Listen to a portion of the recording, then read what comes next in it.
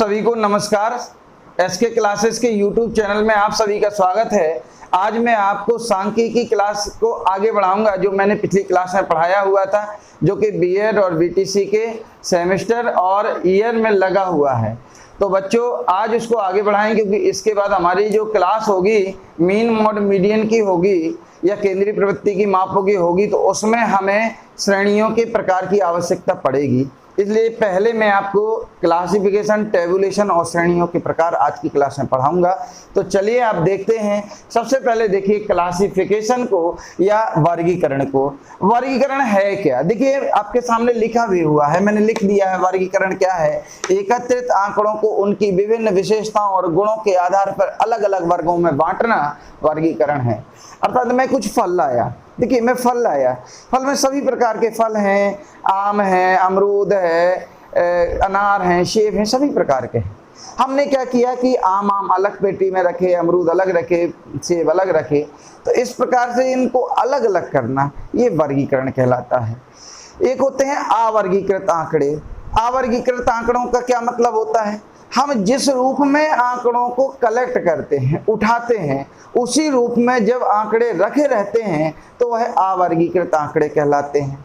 लेकिन जब कलेक्ट किए हुए आंकड़ों को हम गुणों और उनके गुणों के आधार पर, उनकी विशेषताओं के आधार पर अलग अलग वर्गों में बांट देते हैं तो वह वर्गीकरण कहलाता है, और ऐसे आंकड़े वर्गीकृत आंकड़े कहलाते हैं। तो चलिए वर्गीकरण की हमने परिभाषा जानी। अब जानिए कि वर्गीकरण किस उद्देश्य से किया जाता है, क्यों किया जाता है वर्गीकरण, क्या जरूरत है वर्गीकरण करने की। तो वर्गीकरण के उद्देश्य क्या होते हैं? देखिए वर्गीकरण से हमारी जो गणना है वो सरल और संक्षिप्त हो जाती है। दूसरे, अगर हमें किन्हीं दो वस्तुओं के बीच में तुलना करनी है, कंपैरिजन करना है, तो सरलता हो जाती है वर्गीकृत वस्तुओं में, स्पष्टता आ जाती है, उसमें निश्चितता आ जाती है, एक तर्कपूर्ण व्यवस्था हो जाती है और संबंधों का अध्ययन हो जाता है। इसके साथ साथ जो अगली प्रक्रिया होती है टेबुलेशन, सारणीयन, उसके लिए एक आधार प्रस्तुत हो जाता है। ये वर्गीकरण का की उद्देश्य होते हैं। वर्गीकरण के प्रकार देखिए, वैसे तो वर्गीकरण के 4 प्रकार प्रस्तुत हैं, मुख्य रूप से 2 ही होते हैं। मुख्य रूप से जो 2 प्रकार होते हैं, एक होते हैं गुणात्मक वर्गीकरण, दूसरा होता है संख्यात्मक या परिमाणात्मक वर्गीकरण। देखिए गुणात्मक और परिमाणात्मक या संख्यात्मक, ये 2 तो होते हैं मुख्य रूप से। इसके साथ साथ कुछ लोग भौगोलिक वर्गीकरण को भी मानते हैं और समय के आधार पर वर्गीकरण को भी कुछ लोग मानते हैं। तो ये गुणात्मक वर्गीकरण क्या है और संख्यात्मक वर्गीकरण क्या है? वस्तुओं को उनके गुणों के आधार पर अलग अलग वर्गों में व्यवस्थित करना गुणात्मक वर्गीकरण कहलाता है, और उनको संख्याओं के आधार पर अलग अलग व्यवस्थित करना संख्यात्मक वर्गीकरण कहलाता है। क्लासिफिकेशन के बाद जो दूसरी प्रक्रिया है, देखिए क्लासिफिकेशन के बाद जो दूसरी प्रक्रिया है उसको हम टेबुलेशन या सारणीयन कहते हैं। ये क्या होती है? जब हम क्लासिफाइड, हमारे जो डाटा होता है, जो हमारे वर्गीकृत आंकड़े होते हैं, उनको हम पंक्तियों या स्तंभों में व्यवस्थित रख देते हैं, तो यह प्रक्रिया हमारी सारणीयन कहलाती है या अंग्रेजी में टेबुलेशन कहलाती है। सारणीयन के प्रकार, सारणियां कितने प्रकार की होती हैं? तो इसको 2 आधार पर वर्गीकृत किया गया है। पहले आधार है मौलिकता के आधार पर, दूसरी है रचना के आधार पर। देखिए मैंने लिख भी दिया है आपके लिए कि मौलिकता के आधार पर सारणी कितने प्रकार की होती है, रचना के आधार पर सारणियां कितने प्रकार की होती हैं। तो सबसे पहले हम चर्चा करेंगे कि मौलिकता के आधार पर सारणियां कितने प्रकार की होती हैं। देखिए मौलिकता के आधार पर सारणियां 2 प्रकार की होंगी, एक मौलिक सारणियां और दूसरी व्युत्पन्न सारणियां। एक मौलिक सारणियां और दूसरी व्युत्पन्न सारणियां। देखिए मौलिक सारणियां कितनी होती हैं? मौलिक सारणियां क्या होती हैं? जो डाटा हम पूर्व रूप में या प्रारंभिक रूप में जो हम कलेक्ट करते हैं और उसको जब हम सारणी में व्यवस्थित कर देते हैं, तो ये हमारी होती है मौलिक सारणी। जैसे हमने जनसंख्या में वर्ग कलेक्ट करे, उनकी जनसंख्या कलेक्ट कर ली। लेकिन अगर इसी सारणी में हम उसकी प्रतिशतता आदि प्रतिशतता जैसी चीजें और कलेक्ट करके सारणी को और डेवलप कर दें तो यह फिर व्युत्पन्न सारणी कहलाने लगेगी। अर्थात मौलिक सारणी में हम नए नए कैलकुलेशन ऐड करके नए नए कॉलम जब जोड़ देते हैं तो वह सारणी व्युत्पन्न सारणी कहलाने लगती है, जो कि मौलिक सारणी से बनी हुई होती है। तो ये तो हुई मौलिकता के आधार पर सारणियों के प्रकार। अब जो ज्यादा प्रचलित है, ज्यादा प्रचलन में रचना के आधार पर सारणियों के प्रकार होते हैं। तो उसमें पहला होता है सरल सारणी। सरल सारणी पहले होती है सरल सारणी, और जिसको हम एक गुण सारणी भी कहते हैं। दूसरी होती है जटिल सारणी। जटिल सारणी को हम 3 भागों में बांटते हैं, द्विगुण सारणी, त्रिगुण सारणी और बहुगुण सारणी। कभी कभी किताबों में लिखा रहता है कि सारणी के प्रकार, तो सीधे वो लिखते हैं एक गुण सारणी, द्विगुण सारणी और बहुगुण सारणी। त्रिगुण नहीं लिखते क्योंकि वो मानते हैं कि 2 से अधिक जब होते हैं तो बहुवचन हो जाता है, तो उसको बहुगुण सारणी बोल देते हैं।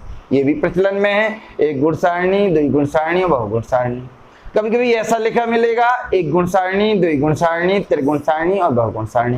लेकिन एक व्यवस्थित रूप ये होता है कि एक सरल सारणी, जिसको हम एक गुण सारणी कहते हैं, जिसमें केवल एक ही गुण विद्यमान होता है, अर्थात व्यक्ति की एक ही गुण की चर्चा रहती है। जैसे हमने कहा प्रदेश या सन और जनसंख्या, केवल एक गुण है, जनसंख्या बताई जा रही है।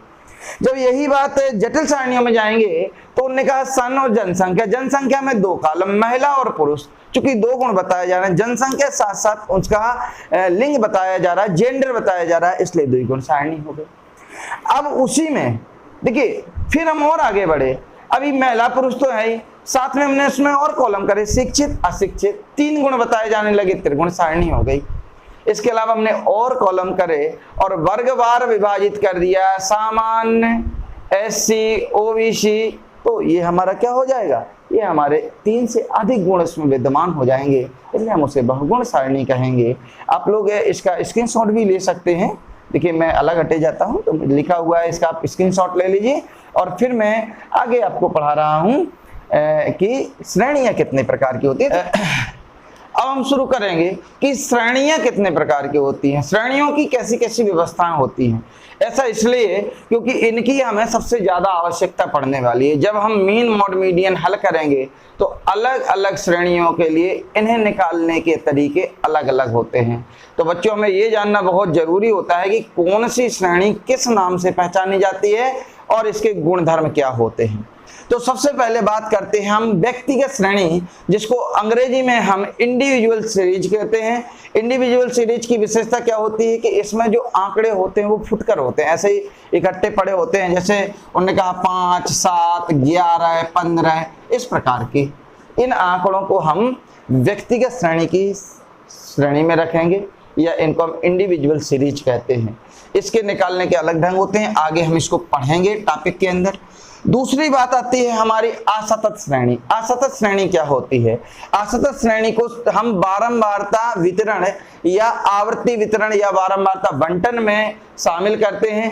अर्थात जो चर है उसके सापेक्ष बारंबारता का वितरण, वो भी कैसे? असतत रूप में। इस स्थिति में जब सारणी बनती है तो उसका बनाने का तरीका ये रहता है कि इसमें आपका चर तो होता है, चर होता है, यहाँ पे बारंबारता होती है, लेकिन ऐसे होता है कि 25 इसके सामने मान लो 3 लिख दिया, यहाँ 27 लिख दिया, यहाँ 4 लिख दिया, यहाँ 29 लिख दिया, यहाँ 8 लिख दिया, यहाँ 30 लिख दिया, यहाँ पे 3 लिखा, यहाँ पे 31 लिखा, यहाँ पे 7 लिख दिया। तो ये इसका मतलब है कि कोई चर लिखा है उसकी बारंबारता दी हुई होती है, इसमें वर्ग अंतराल नहीं होता है। और इसके पहले जो व्यक्तिगत श्रेणी होती है इसमें चर अकेले रहते हैं, उनकी कोई बारंबारता नहीं होती, अर्थात चर इंडिविजुअल होते हैं, अकेले अकेले होते हैं, चाहे वो जितनी बार हो लिखे जाते हैं, फुटकर लिखे जाते हैं। अब आ जाइए नेक्स्ट पर, जिसको कहते हैं हम सतत श्रेणी। देखिए ये डिस्क्रीट श्रेणी असतत श्रेणी थी, अब हम आ गए सतत श्रेणी कंटिन्यूअस सीरीज पर। कंटिन्यूअस सीरीज क्या होती है? कंटिन्यूअस सीरीज या सतत श्रेणी वह होती है जिसमें आपके सामने क्या होता है? वर्गांतर और यहाँ क्या होती है? बारंबारता। जैसे 0 से 10, 10 से 20, 20 से 30 और 30 से 40। इधर क्या होती है बारंबारता, 3 7 9 4 2, ये बारंबारता होती है। तो इस प्रकार की श्रेणी को हम क्या कहते हैं, सतत श्रेणी कहते हैं। सतत श्रेणी आपस में दो हिस्सों में बटी रहती है, क्योंकि इसमें दो प्रकार की व्यवस्था रहती है सतत श्रेणी में। एक होती है अपवर्जी श्रेणी, अपवर्जी श्रेणी मतलब एक्सक्लूसिव मेथड, जिस इसी प्रकार से होती है। इसमें एक वर्ग की उच्च सीमा अगले वर्ग की निम्न सीमा के समान होती है, अर्थात पूर्व के वर्ग की उच्च सीमा और उससे बाद के वर्ग की निम्न सीमा एक ही राशि होती है। इधर 10 है तो इधर भी 10 है। ये आपकी होती है कौन सी, अपवर्जी श्रेणी, जिसको हम अंग्रेजी में कहेंगे एक्सक्लूसिव मेथड। दूसरी जो श्रेणी होती है इसमें वो होती है समावेशी श्रेणी। समावेशी श्रेणी क्या होती है कि उसमें जो वर्ग होता है अपने आप में उसका पूर्ण रूप से समावेश होता है। देखिए जब यहाँ टैली चिन्ह लेते हैं तो अगर कहीं 10 आ जाएगा तो हमेशा निम्न सीमा में रखा जाएगा, अर्थात इस 10 का यहाँ समावेश नहीं है, इसलिए है अपवर्जी श्रेणी है। लेकिन जब हम अगली श्रेणी समझेंगे समावेशी श्रेणी, इसमें ऐसी व्यवस्था नहीं होगी, इसमें किसी वर्ग की उच्च सीमा अगले वर्ग के निम्न सीमा से भिन्न होती है, अर्थात समान नहीं होती, अर्थात वर्ग में पूरे रूप से उसका समावेश होता है, इसलिए उसको समावेशी श्रेणी या इंक्लूसिव मेथड कहते हैं।